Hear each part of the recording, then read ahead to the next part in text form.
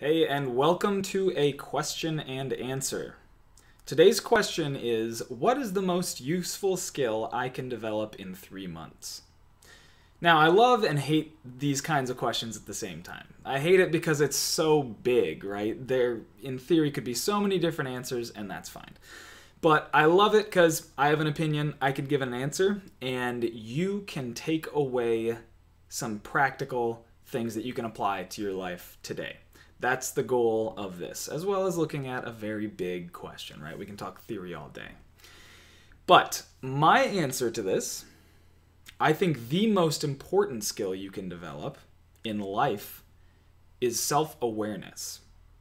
And in 3 months, you can start to become, it's kind of redundant, but more aware of the skill of self-awareness. And that's the first step. But really, this is something that's going to take a lifetime to master. I mean, I'm still working on it. I work on it every day, and I really do think it's that important. So we're going to get to some practical stuff for you, but first let's talk about the 3 ways we're going to discuss this enormous question, okay? First, I'm going to go over why we're not as self-aware as we think. Second, we'll talk about the ripple effect that I think self-awareness has on our lives, and basically getting at why it's so important. And then the third thing we'll look at is 3 ways to become more self-aware.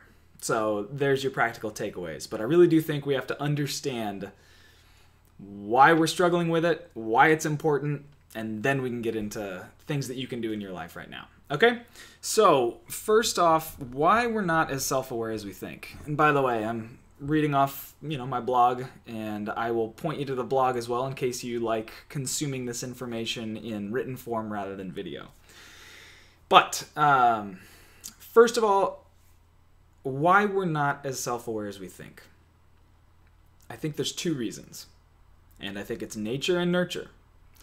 We are programmed from both our DNA and from our social upbringing. So let's start with the nature.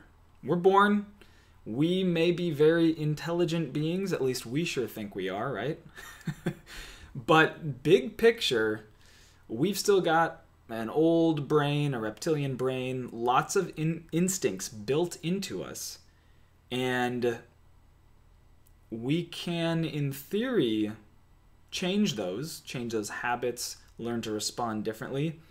But let's just accept the fact that we are programmed with a lot of stuff from birth. And when we see, I bring up a book, Salt, Sugar, and Fat. It's a book that talks about how fast food companies and basically all kinds of other food industry companies have taken advantage of our instincts. When we see sugar, honey, we want to eat, right? Because our brains are still 50, 100,000 years old, and they just know, hey, I see quick energy, lots of calories, I need to consume this because I don't know when I'm going to be able to eat again. Well, if you live in today's, and I know this isn't every place in the world, I am grateful and lucky to live in a food-abundant place. But if that is the case, then now your new problem is obesity.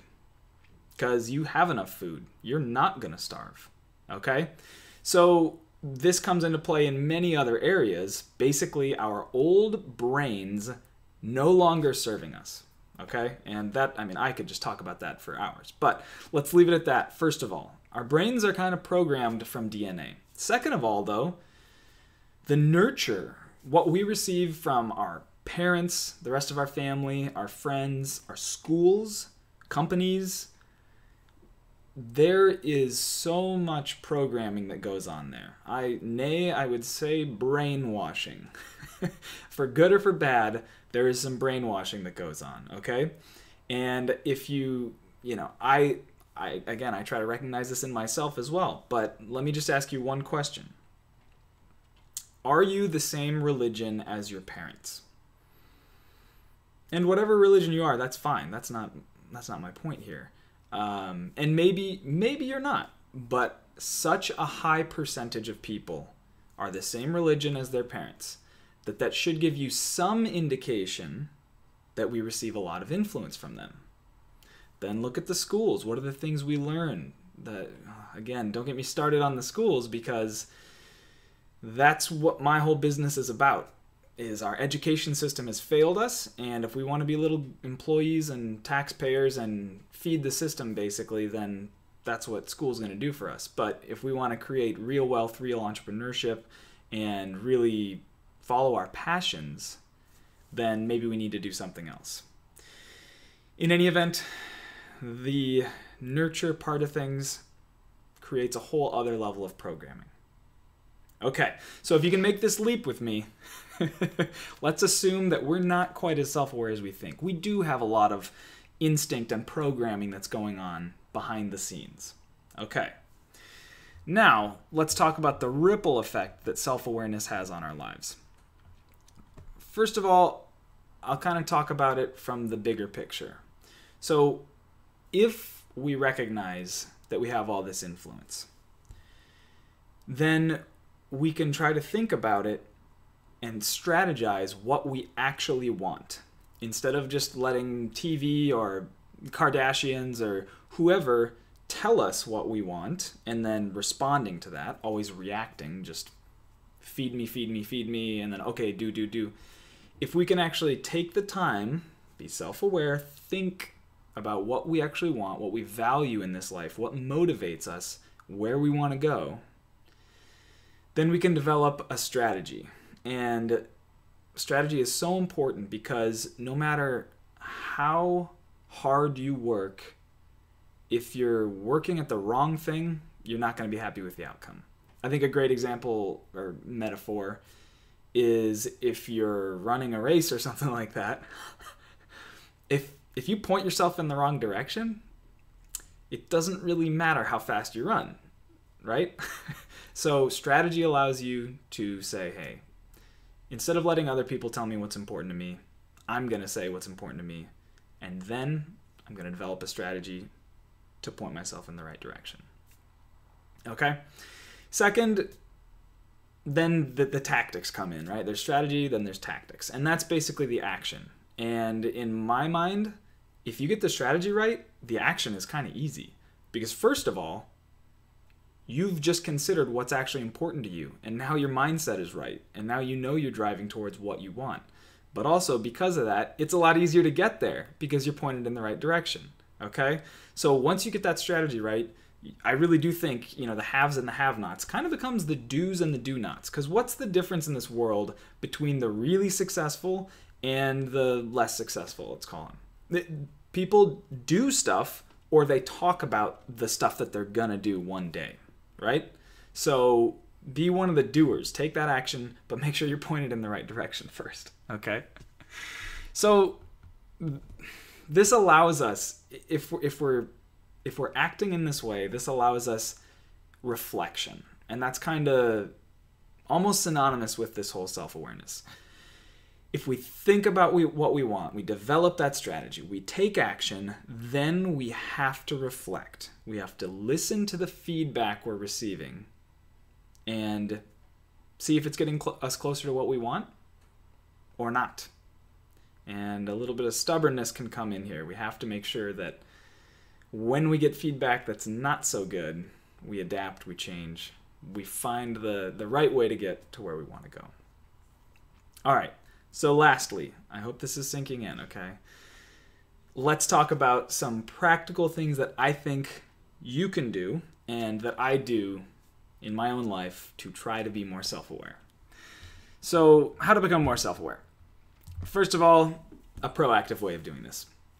Set a time, I would say daily time, to sit and think without stimulation from anything else. Turn off your electronics, get to a quiet place, sit and stare at a blank wall if you have to. I don't know. Close your eyes, whatever it takes. But this may sound simple, but so few people do this. So many people these days are either receiving a text or some other push notification on their phone, playing a game, watching television, listening to the radio, hanging out with friends. All these things are fantastic. I enjoy all these as much as the next person. But we have to balance it out. We have to take a little time to ourselves to think about how things are going.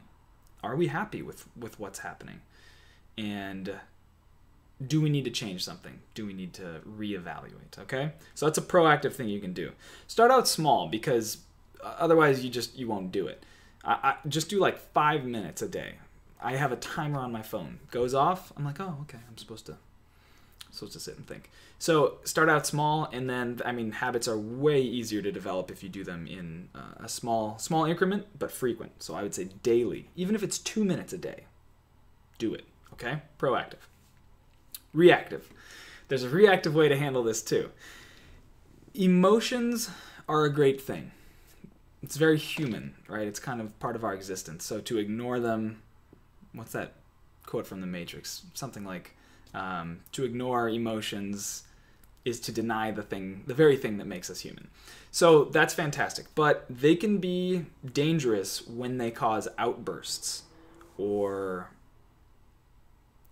I don't know an easier way of putting it, but basically when our emotions create some social situation where we're angry, we're exploding, we're yelling, these kinds of things are not helpful in the long run, okay?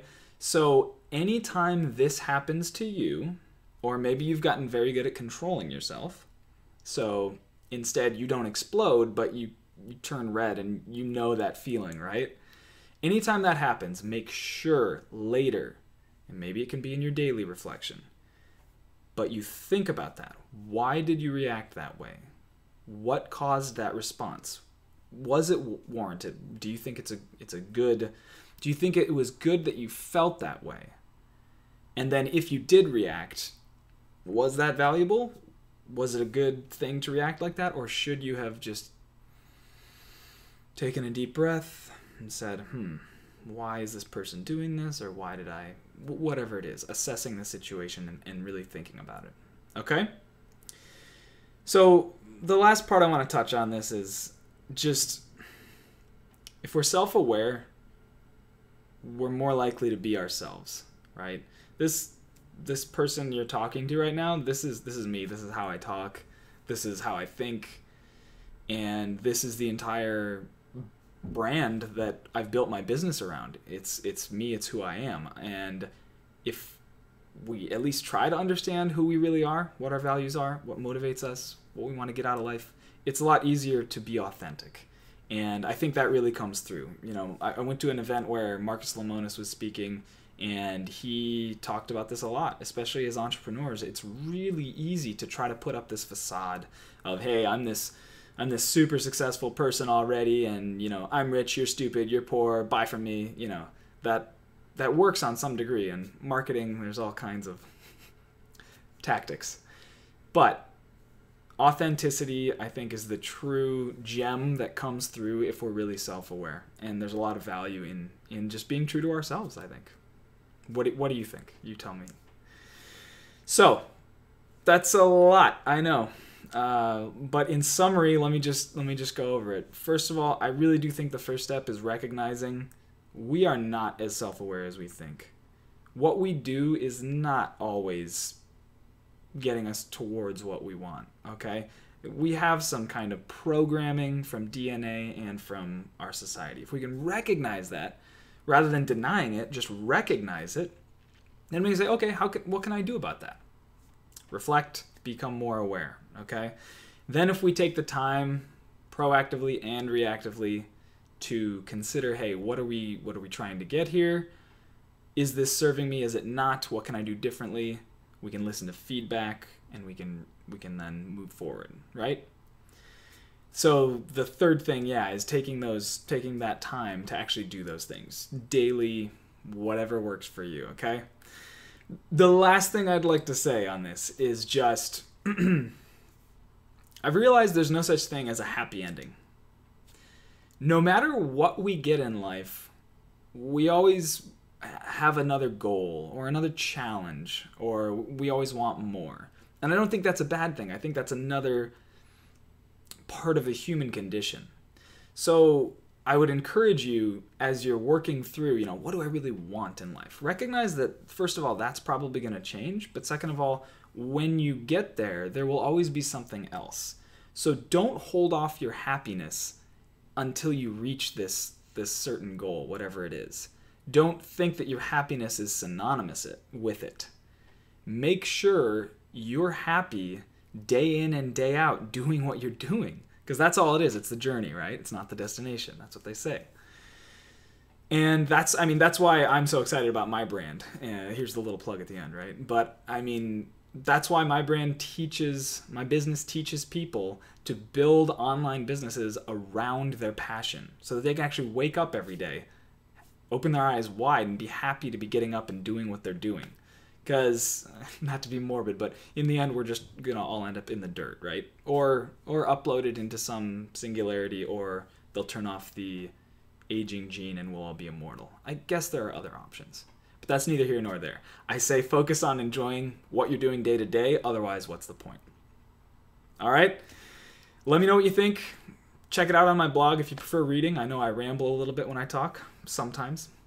And I'd love to hear your opinion on maybe what you think is more important or other ways to attack this whole self-awareness issue.